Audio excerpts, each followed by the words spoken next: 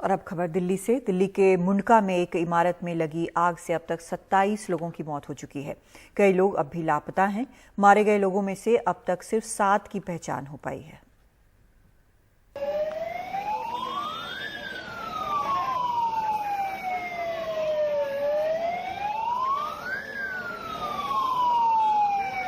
ये भयानक आग और जान बचाने के लिए आग की लपटों के बीच कूदते लोग।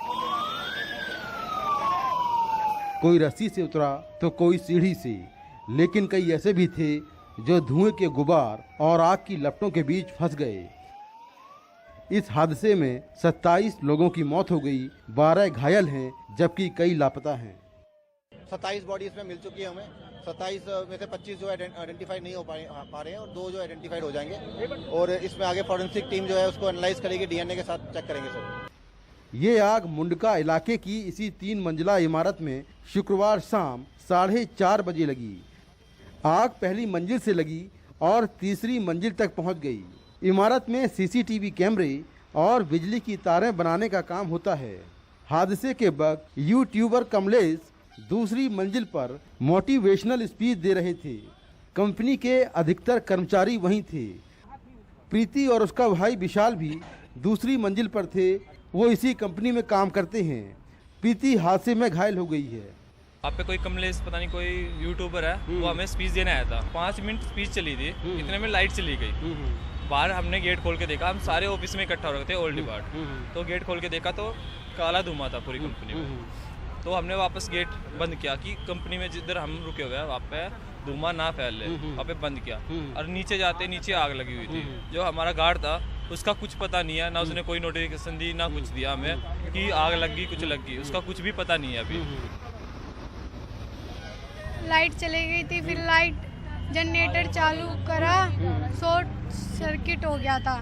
तो अंधेरा हो रहा था, काला धुआं निकल रहा था। तो बाहर तो हम गए नहीं कि वो लोग बोल रहे थे बाहर मत जाओ क्योंकि धुआं बहुत हो रहा था, क्योंकि सांस नहीं आ पाई।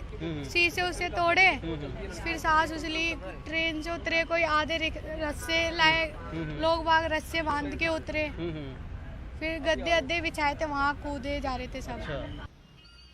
कंपनी से बाहर निकलने के लिए गली की तरफ बस एक छोटा सा रास्ता था। लिफ्ट भी थी, लेकिन उसका इस्तेमाल सिर्फ मालिक करते थे।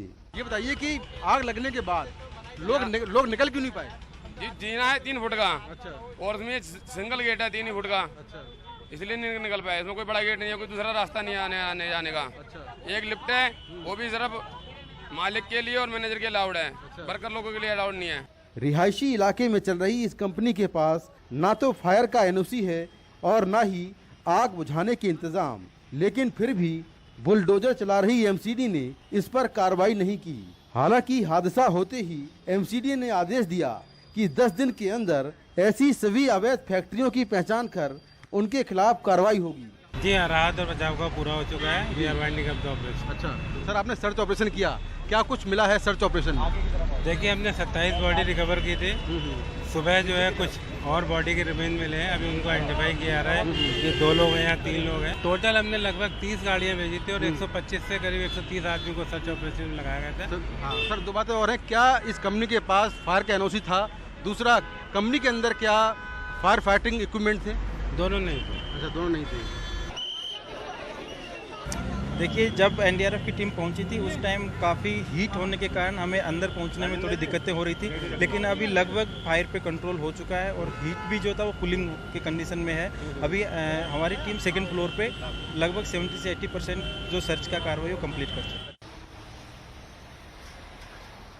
दिल्ली पुलिस ने गैर इरादतन हत्या का मामला दर्ज कर कंपनी के मालिक हरीश गोयल और उसके भाई वरुण गोयल को गिरफ्तार कर लिया है, जबकि इस इमारत का मालिक मनीष लांगड़ा फरार है।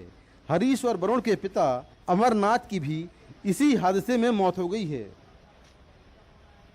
एनडीआरएफ, फॉरेंसिक एक्सपर्ट और दमकल विभाग ने इमारत में तलाशी अभियान चलाया, कई सबूत इकट्ठा किए और कुछ लोगों के बॉडी पार्ट्स भी बरामद किए।